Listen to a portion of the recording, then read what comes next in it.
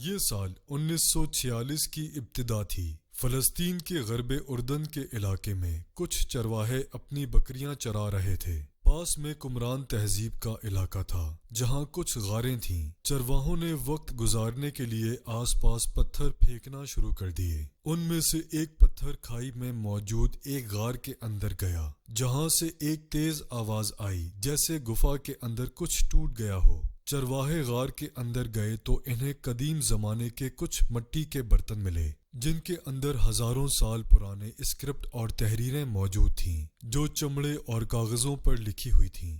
آس پاس کے علاقوں کو جب آرکیولوجسٹ نے تلاش کیا تو وہاں 900 قدیم تختیاں پائی گئیں، جنہیں آج بک آف انوک کہتے ہیں۔ یہ کتاب تاریخ انسانی کی عجیب و غریب اور بالکل الگ کہانی بیان کرتی ہے، جس میں طوفان نوح تک کی انسانی تاریخ لکھی ہے، جن میں خاص طرح کی مخلوقات کا ذکر ہے۔ یہ کتاب آخر کس نبی پر اترا صحیفہ تھا اور اسے بائبل سے الگ کیوں کر دیا گیا؟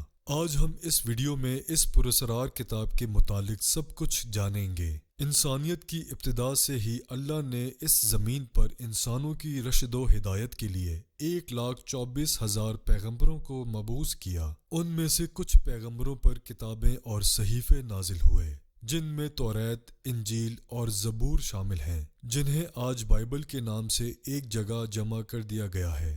ان میں اللہ کا فرمان، پیغمبروں کے اقوال، تاریخ اور مناجات لکھی ہیں۔ لیکن ایک آسمانی کتاب ایسی بھی ہے جس میں پراسرار اور حیرت انگیز باتیں لکھی ہیں جو شاید دنیا کی کسی بھی آسمانی کتاب میں نہیں ملتی۔ یہی وجہ ہے کہ بائبل کے علماء نے اس کتاب کو اور اس کی آیتوں کو بائبل سے الگ کر دیا ہے۔ اس کتاب کا نام کتاب ہنوک یعنی بک آف انوک ہے۔ یہ کتاب انوک یا پیغمبر ہنوک پر نازل ہوئی تھی، جنہیں اسلام میں حضرت ادریس علیہ السلام کے نام سے ذکر کیا جاتا ہے۔ ادریس علیہ السلام اللہ کے تیسرے نبی تھے جو آدم علیہ السلام اور شیس علیہ السلام کے بعد نبوت کے جلیل القدر منصب پر فائز ہوئے۔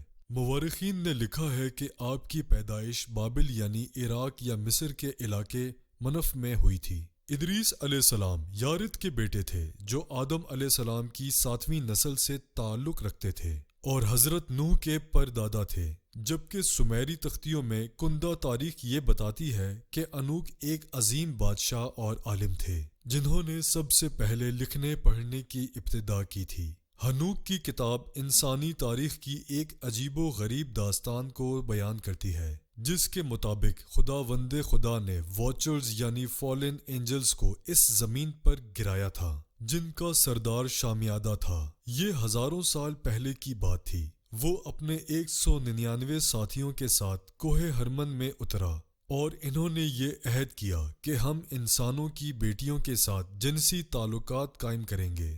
واچرز دراصل خدا کے فرشتے تھے جنہیں انسانوں کی نگرانی کے لیے بھیجا گیا تھا، لیکن وقت گزرنے کے ساتھ یہ زمین پر رہنے والی حسین عورتوں کے عشق میں مبتلا ہو گئے۔ یہ انسانی عورتوں کے لمبے اور حسین بالوں کی طرف مائل ہونے لگے۔ انہوں نے عورتوں کے ساتھ جسمانی تعلق بنائے، جس کے نتیجے میں نیفیلیم یعنی جائنٹس پیدا ہوئے، جو کہ عجیب و غریب اور دیو قامت مخلوق تھے۔ ان جائنٹس نے زمین پر خوب تباہی مچائی اور انسانوں کو ہی مار کر کھانے لگے، یہاں تک کہ چرندوں پرند، جنگلی جانور اور درندے بھی ان کے شر سے محفوظ نہ رہ سکے۔ حضرت ادریس علیہ السلام کو انہی درندہ صفت مخلوق کی ہدایت کے لیے مبعوث کیا گیا تھا، لیکن انہوں نے آپ کا انکار کر دیا۔ ہنوک کی کتاب کے تیسرے باب میں یہ بتایا جاتا ہے کہ کس طرح ان فالن اینجلز نے انسانوں کو فساد اور تباہیوں کے علوم اور چیزیں سکھائیں۔ مثلاً عزازل نے انسانوں کو تلواریں، خنجر اور ہتھیار بنانا سکھایا۔ اس نے انسانوں کو زیورات بنانا اور آنکھوں کو سنوارنا سکھایا۔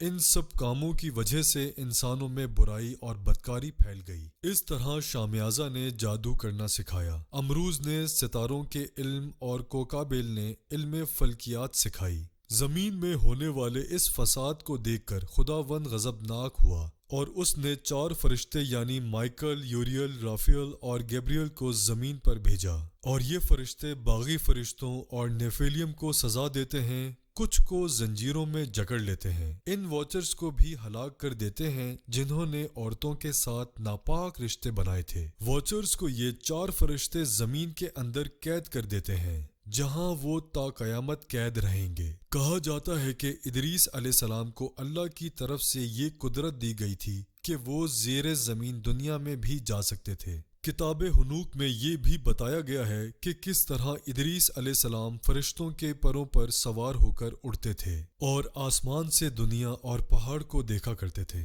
حنوک کے گزارش کرنے کے باوجود خداوند نے فیصلہ کیا تھا کہ زمین پر ایک عظیم سیلاب آئے گا جس میں تمام نیفیلیم اور دیوقامت مخلوق ختم ہو جائیں گی اور زمین کو ان کے وجود سے پاک کر دیا جائے گا۔ لہٰذا ادریس علیہ السلام کے پوتے حضرت نوح کے زمانے میں یہ عذاب آیا جس میں تمام دیو اور نیفیلیمز کو ہلاک کر دیا گیا، اور حضرت نوح علیہ السلام نے جن پاک مخلوقات کو اپنی کشتی میں سوار کیا تھا وہ باقی بچے، جن سے دنیا میں دوبارہ انسانیت کی ابتدا ہوئی۔ اب سوال یہ اٹھتا ہے کہ فالن اینجلز جو کہ اللہ کے فرشتے تھے وہ نافرمان کیسے ہو گئے، جبکہ اسلامی عقائد یہ کہتی ہے کہ فرشتے کبھی خدا کی نافرمانی نہیں کرتے۔ دراصل یہودیت اور نصرانیت کے مطابق فرشتے بھی نافرمانی کر سکتے ہیں، جو کہ ایک باطل عقیدہ ہے۔ لہٰذا گمان کیا جاتا ہے کہ فالن اینجلز کوئی فرشتے نہیں بلکہ جن تھے جنہیں نافرمانی کے سبب اس زمین پر گرا دیا گیا تھا اور جنہیں اہل کتاب نے فرشتہ بنا کر پیش کر دیا،